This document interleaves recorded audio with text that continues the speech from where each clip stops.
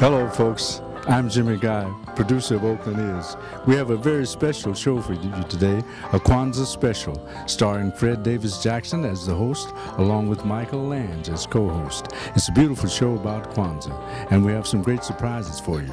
Leon Williams in a saxophone solo, and also Opal Palmer Adisa with some of her kids from back in the day. They should have children of their own by now to watch this episode, and please tune in. It's a lot of fun. Happy Kwanzaa once again.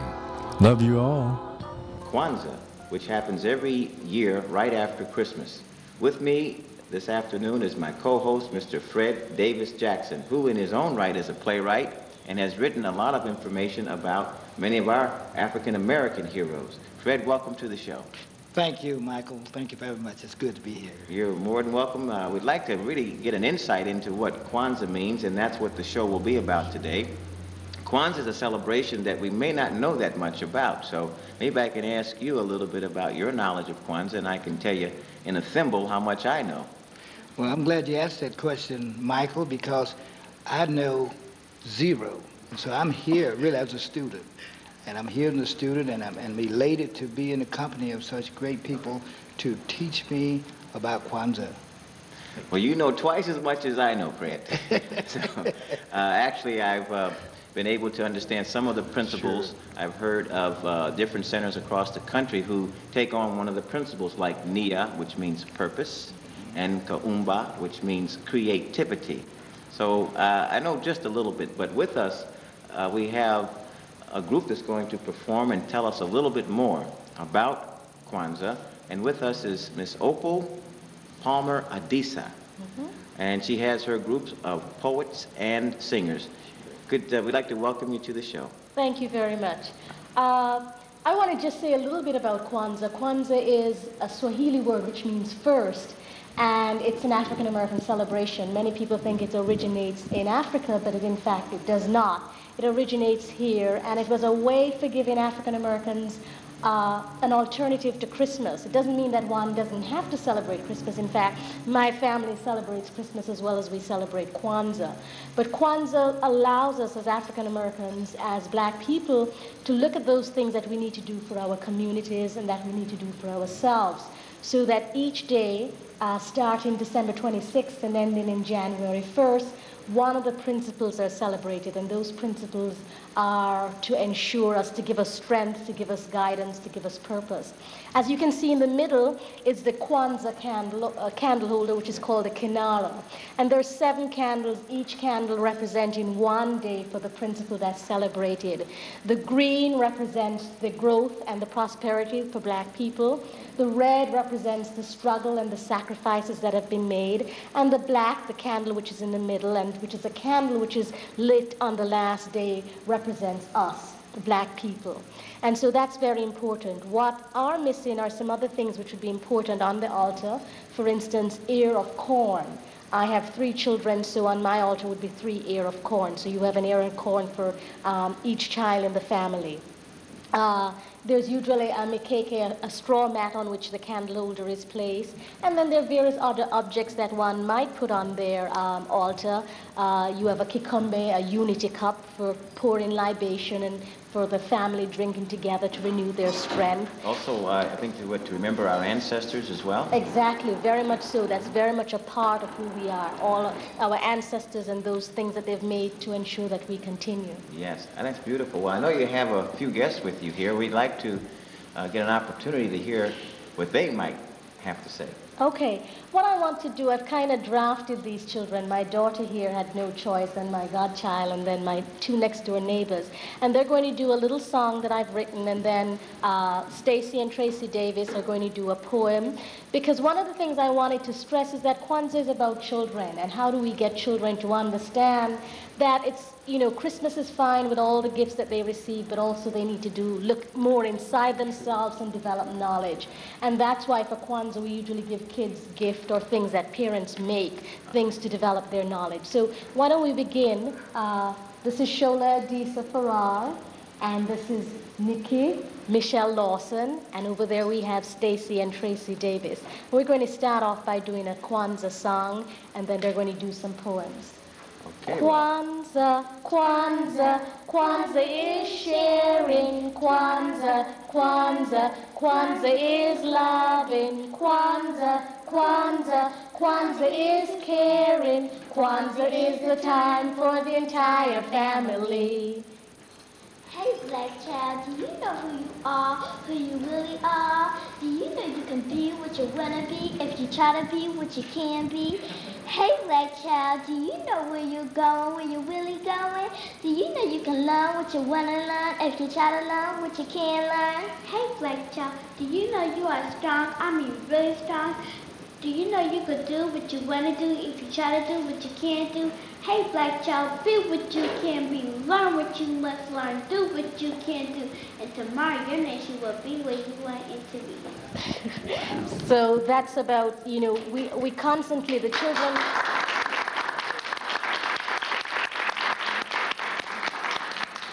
Thanks, Stacey and Tracy. The children are our future, and we have to strengthen them. We have to give them tools to feel good about themselves and to let them know they can do whatever they want to do.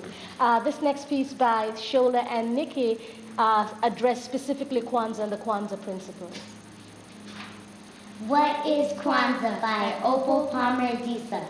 African American, if you please, and Kwanzaa is just one of the ways we celebrate our culture. Kwanzaa is not about getting gifts or just having a good time. Kwanzaa is about a way of life. It means giving thanks for being alive. It means appreciating all that you have and striving to do your best. Kwanzaa is about family, the black family, not just mothers and fathers or sisters and brothers. Kwanzaa is about the community, all of us working together for Ujamaa, unity. Kwanzaa requires that we set ourselves goals and define our own values. So on the second day, we light the Kuji Chagalia candle, meaning self-determination. On the third and fourth days of Kwanzaa, our entire community needs to come together to make our neighborhood a safer and beautiful environment. So where we have our own stores and businesses and support each other. That's right, Ujima and Ujimas require everybody working together. But the fifth day is my favorite. That's the day we celebrate Nia, purpose. I know what my goal is. I like the next day best, Kaumba, because I'm so creative. At least my mother tells me so in everything I do. Imani is the last day of Kwanzaa. And on that day, we as a family and as a people renew our faith. Faith in our ability to survive whatever comes our way. Faith to help make this world a better place and safer place. So African American, if you please, and Kwanzaa is our breeze.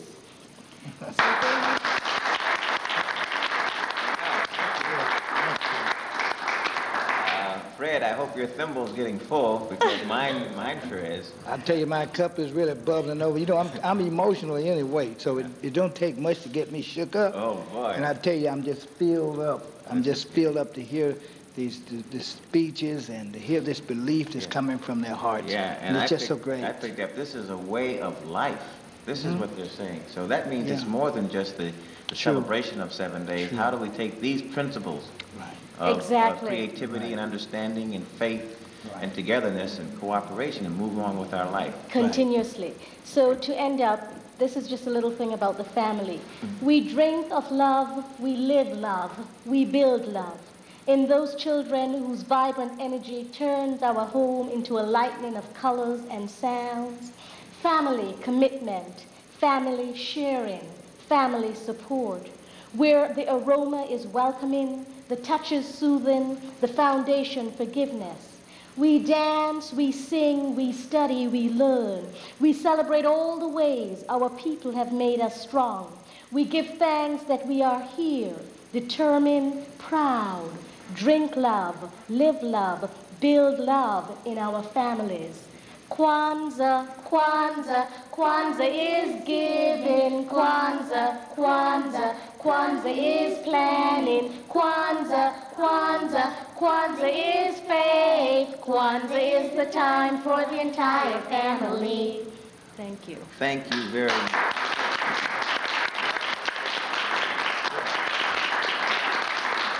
Listen, we're going to get an opportunity to hear Mr. Leon Williams and have him tell us a little bit about, through his instrument, not the written word, but actually the instrument itself, the saxophone.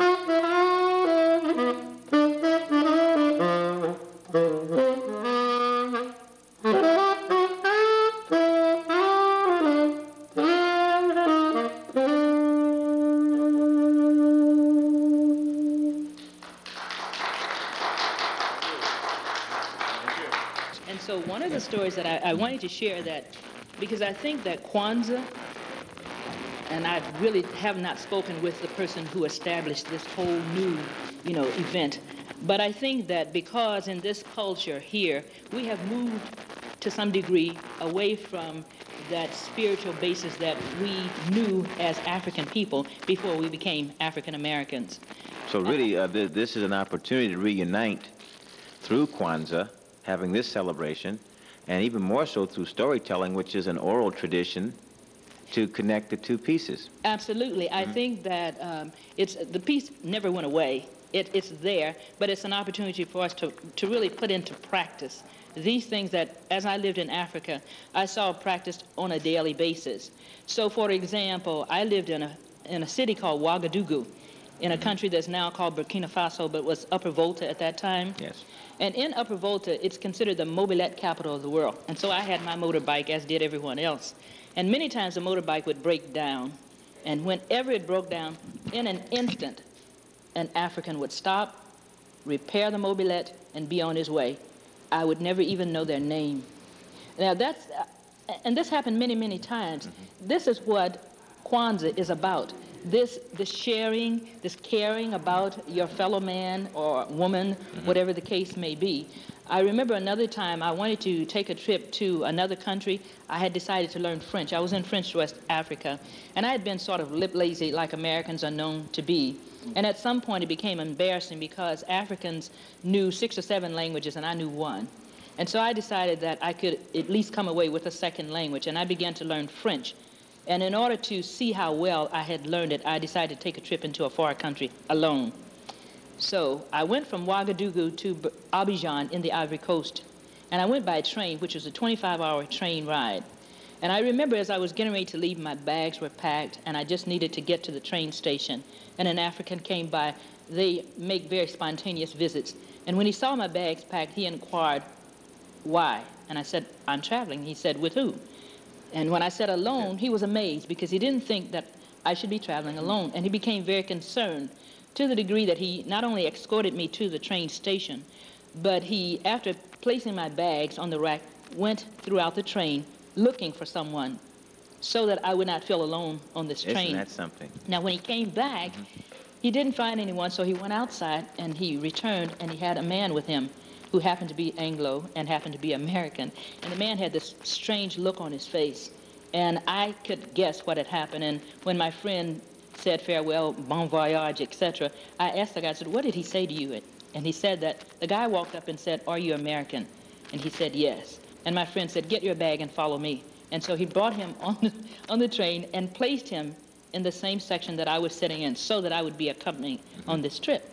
That's the kind of care and compassion and spirituality that I see on a daily basis, in Africa. Wow. I have a great friend of mine also who is the co-host of Open Ears, Michael Lange. And he is going to favor us with a song that he's written called Give Me the Wings to Fly. It's a beautiful song, and he will be accompanied by QB3. How about that? So let's hear that.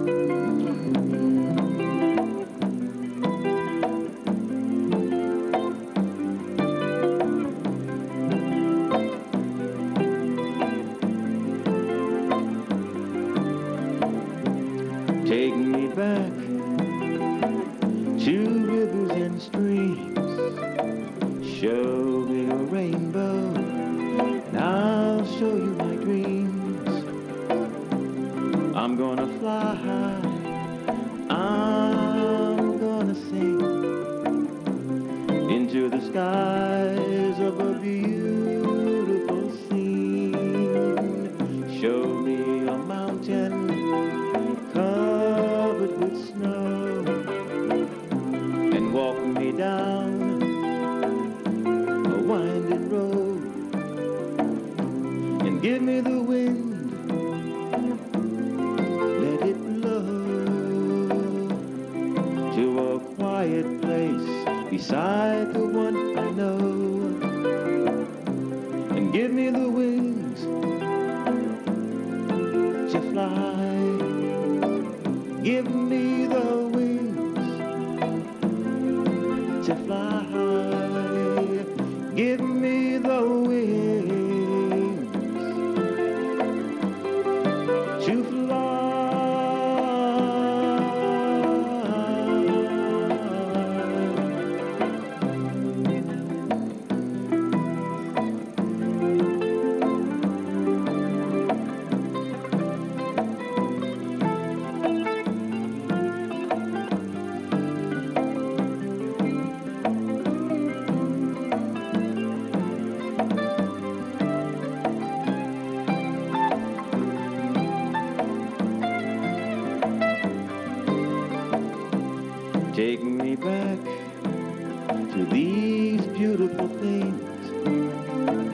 Give me the moment, please give me the wings.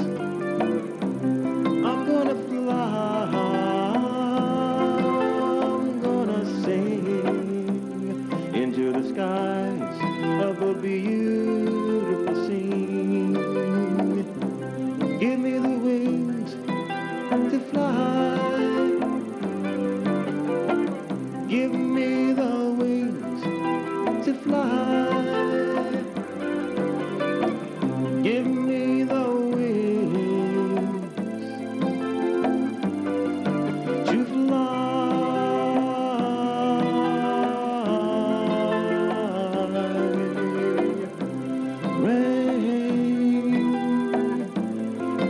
Rainbow, give me a mountain covered with snow and walk me down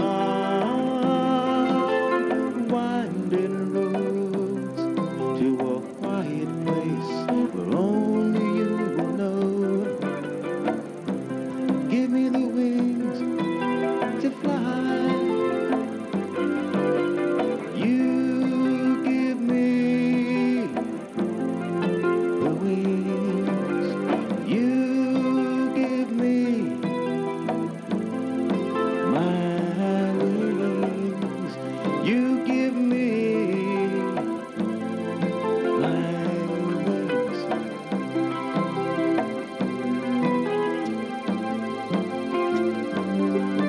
To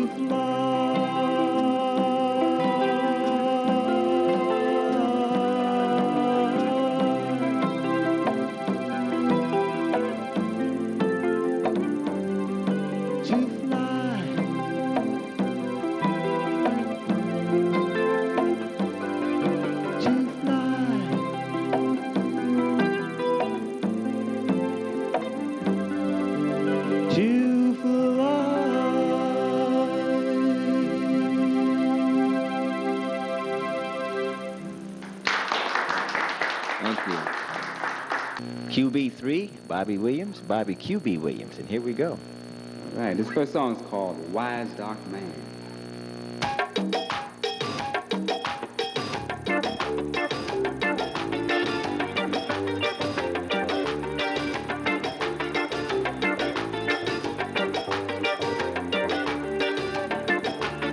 Man